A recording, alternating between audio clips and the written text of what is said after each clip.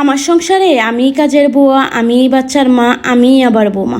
কারণ আমার সংসারের কাজটা আমার নিজে করতেই খুবই ভালো লাগে। কারণ অন্য কারোর কাজ না কেন জানি আমার কাছে ভালো লাগে না। তার জন্য চেষ্টা করি নিজের সংসারের কাজটা নিজেই করার জন্য। এই তো সকাল সকাল রুটির নাস্তা বানালাম। রুটির নাস্তা সবাইকে খাওয়ায় দাওয়ায় এখন আমি একটু বাজার করতে বেরিয়ে গেলাম। আজকে বৃষ্টির দিনও তারপরও বাজার করতে চলে আসলাম। কি আর করব, মাঝে মধ্যে বাজারটা আপনাদের ভাইয়াও করে, আমিও করি, কিন্তু বেশিরভাগ বাজারটা আমার করা হয়। কারণ আমি হিসাবের মধ্যে থেকে সংসার চালানোর চেষ্টা করি। কারণ হিসাব যদি না করি তাহলে মাসের শেষে আমাকেই অসুবিধায় পড়তে হয়। তার জন্য বাজারটা প্রায় সময় আমিই কিনি। এই তো মাছ বাজারে ছিল খুবই ভিড়। মাছ বাজারের মাছগুলো ছিল খুবই টাটকা এবং এখানে নদীর এবং পুকুরের মাছও পাওয়া যায়। এই তো মাছগুলোর দাম জিজ্ঞাসা করছি, কিন্তু মাছগুলোর দাম এত বেশি ছিল যা আমার সংসারে হিসাবের বাইরে ছিল। তার জন্য এখান থেকে একটা বড় দেখে একটা পাঙ্কাশ মাছ কিনে নিলাম। চাচ্ছিলাম দেখা যাক যে আর কি মাছ কিনতে পারি।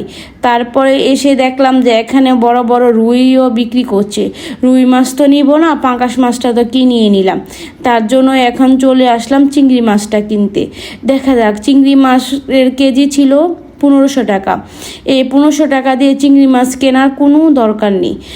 হিসাব করে চললে সংসারে কোনো দিনই ঠেকতে হয় না।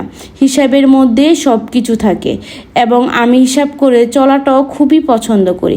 এখান থেকে কিছু শুটকি কিনে এখন চলে যাব কাঁচা বাজার, মানে সবজির বাজারে। আমরা প্রায় সময় এটাকে কাঁচা বাজার বলে থাকি। যাই হোক, এখানে সবজির দামগুলো খুবই বেশি ছিল। বেশি থাকবে না কেন?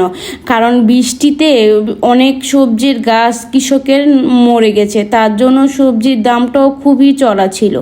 কি আর করার, সংসারে তাগিতে সবজিও এত দাম দিয়ে কিনতে হলো। এখানে কাঁচা আম ছিল, কাঁচা আমটাও কিনে নিলাম। বাজার করা শেষ, এখন বাসায় চলে আসলাম।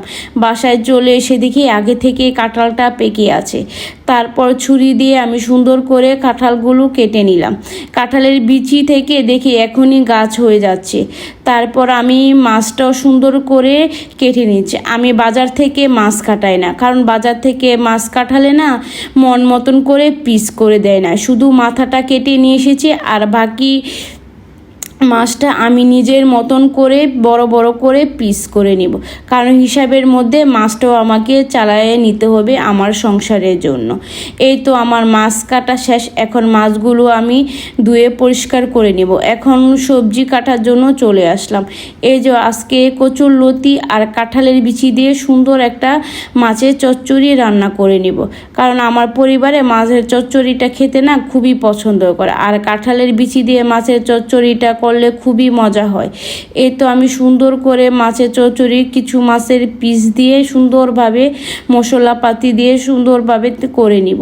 এই চচ্চড়িটা যত বেশি হাত দিয়ে মাখাবেন তত বেশি মজা হয়। আপনারা এদিকে এটাকে কি বলে থাকেন? তারপর বাজার থেকে কিছু ডিমও কিনেছি। ডিমের ভিডিও আর করতে পারিনি। এই তো কোয়েল পাখি ডিমও কিনেছি, এখানে মুরগির ডিমও কিনেছি। এই তো মুরগির ডিম আসার পথে ভেঙে গেছে 2টা। কিছু করার নেই, ডিম জিনিসটি এরকম। ডিমটা কিনলে আমার কেন জানি ভেঙে যায়। এই তো ডিমগুলো সুন্দর করে ধুয়ে এই তো সুন্দরভাবে ধুয়ে ফ্রিজে রেখে দিব। এখানে দেখেন না 2 রকম বরবটি ছিল। এই বরবটিগুলো আমি কিনে নিয়েছি। এই বরবটিগুলো আমার কাছে খুবই ভালো লাগে। বিকালে নাস্তায় তো কিছু বানাতে হবে, কারণ ছেলে আবদার ছিল আজকে বিকালে ওকে চিকেন মোমো করে দিব। আমি চেষ্টা করি সব সময় আমার বাচ্চাকে ঘরের তৈরি এবং নিজের হাতের তৈরি জিনিস খাওয়াতে। বাইরে থেকে নিজের হাতের জিনিসের স্বাদই আলাদা।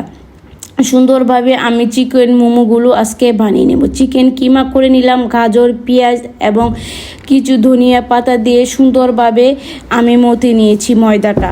এবং ময়দাটা মতে নেওয়ার পর এখন আমি সুন্দর করে মোমোর শিটগুলো বানিয়ে নেব। এই যে এখানে আমি বক্সের মুখটা নিয়ে এখন আমি সুন্দরভাবে মোমোর বাসগুলো দিয়ে নেব।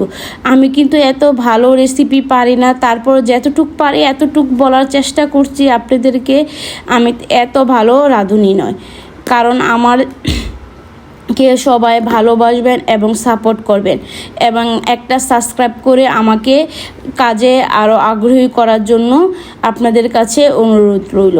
আমি একে একে করে মোমোগুলো আমি বানিয়ে নেব এবং খুব সহজ বাজিয়ে দিব। আমি আবার এত ডিজাইনের বাস পারি না পুরা, এই তো খুব সহজভাবে খুব স্বল্প উপায়ে আমি এই মোমোটা করে নেব। আর চিকেন মোমোটা খেতে খুব মজা হয়েছিল, সিম্পলভাবে বাসায় বানালে খুবই মজা হয়। এই তো আমার মোমোগুলো আমি স্টিম করতে দিয়ে দিয়েছি।